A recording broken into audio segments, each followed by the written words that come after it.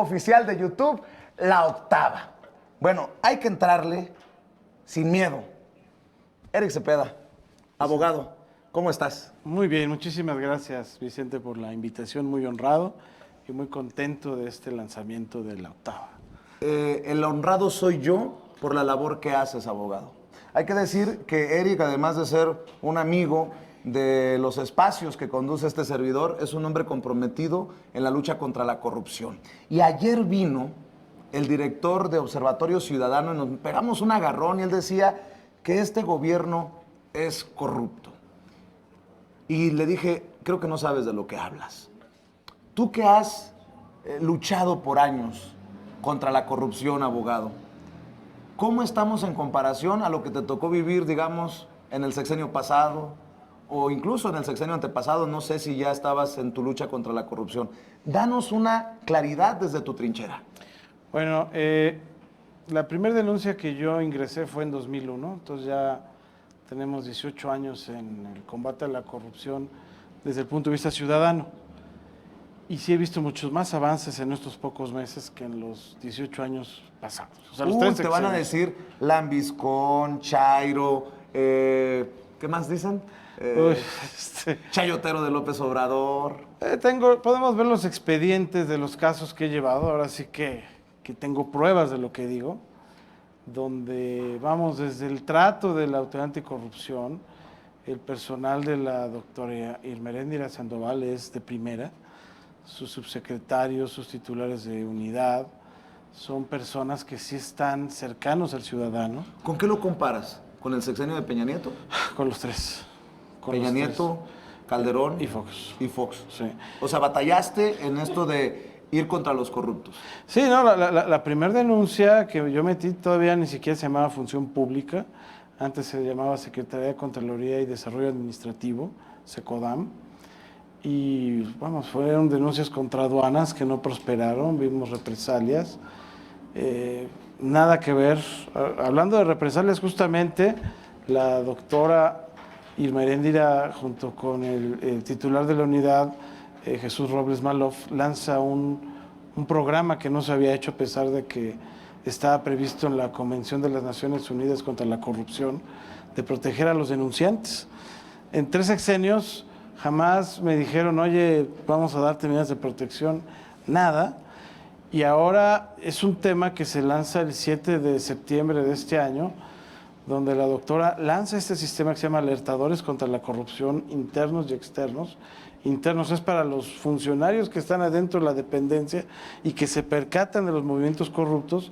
Hay un tratamiento especial para ellos y para nosotros los ciudadanos somos los externos. Entonces, ya nada más partiendo de eso, mi estimado Vicente, eso nunca se había visto. Yo debo de decir, y lo voy a decir muy al estilo serrano, que qué par de yemas tienes para ponerte al tú por tú con personajes de la calaña de Eduardo Medina Mora. Tú precisamente entablaste procesos con el que era en ese momento ministro de la Suprema Corte de Justicia de la Nación, hoy ex, se fue por la puerta de atrás. Por eso pregunto, ¿cómo estamos en la lucha contra la corrupción? ¿Hay alguna manera de evaluar esa lucha contra la corrupción hoy, a casi un año del gobierno de la Cuarta Transformación? Mira, de entrada, cada denuncia se está atendiendo, cosa que en el pasado, por lo menos las mías que me constan, no era así, ¿no? ¿Te bateaban o qué? Las empollaban, no sabías qué pasaba con ellas, los pocos casos que llegaban a avanzar, o sea, te tocabas con cuestiones frustrantes porque el ciudadano pues, se va a enfrentar no solamente a presentar la denuncia que luego no sabe cómo armarla, sino que ya que logra que avance el corrupto, pues se puede aliar con funcionarios que en teoría deben de velar por el combate a la corrupción. ¿Es esto parte de la autoridad moral que hoy tiene el gobierno? Porque el presidente habla mucho de moral. Habla mucho de que para tener autoridad política hay que tener autoridad moral.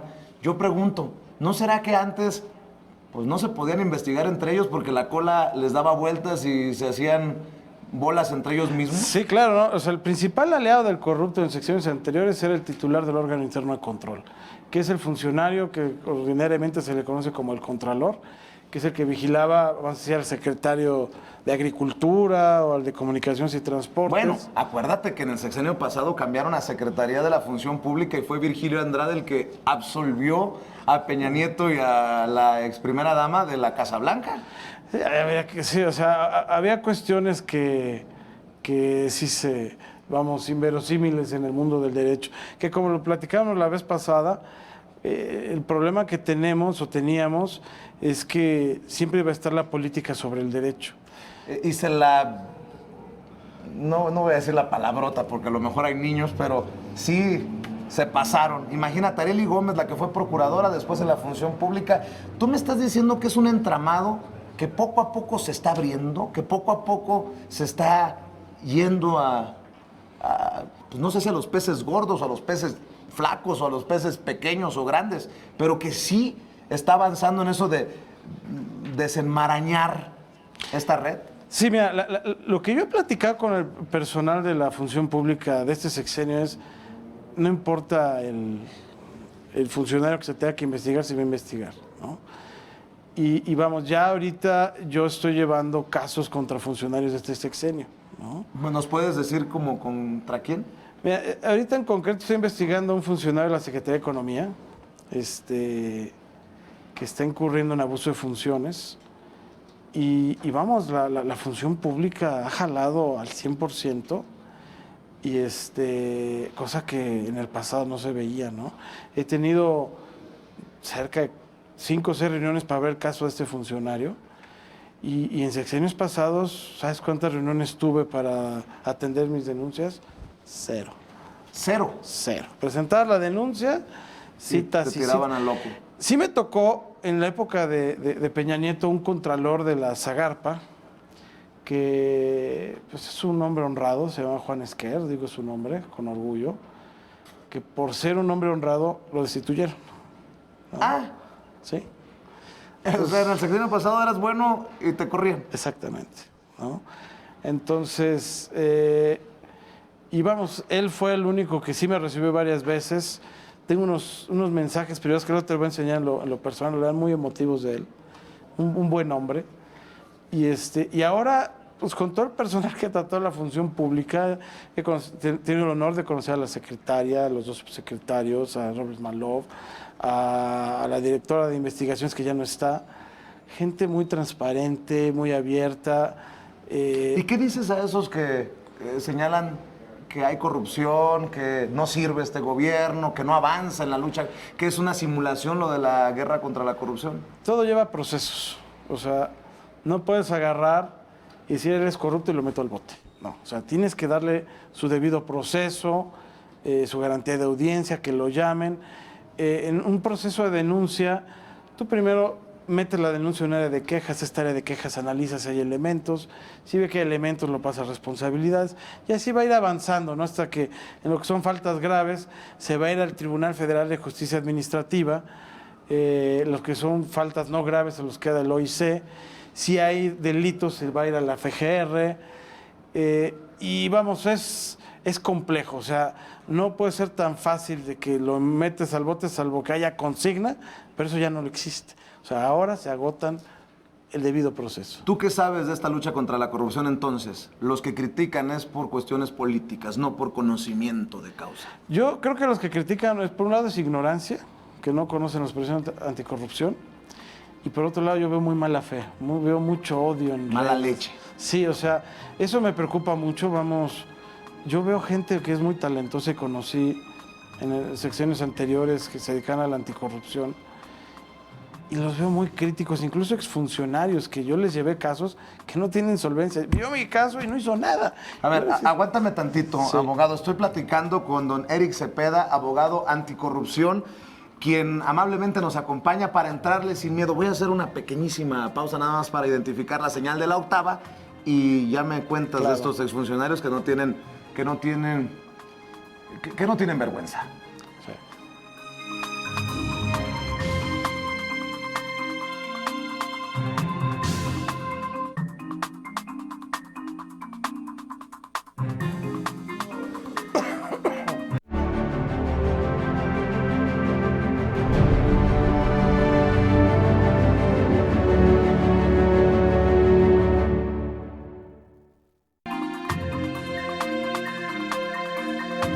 A ver, abogado, exfuncionarios que tiran calabaza y que tienen la cola sucia. Sí. No se ría, al contrario, deberíamos de estar molestos muchos. A mí sí me indigna. ¿Puedes Como dar- tú lo dices. ¿puedes dar es muy nombres? agradable. Sí, mira, tengo un caso, que me ha indignado muchísimo. Probé yo en la época de Calderón el desvío de 36 millones en la financiera rural. Y vamos, todo el equipo de anticorrupción de Calderón se enteró y hasta tengo correos que hasta presidencia de Calderón se tuvo conocimiento. Y vamos, no se hizo nada. Y el subsecretario de aquella época es alguien que yo respeto mucho. Yo, como estaba Rafael Morgan en aquella época como secretario, que era un señor ya grande, yo imaginaba que el subsecretario de responsabilidades de aquella época era alguien de su rodada, ¿no?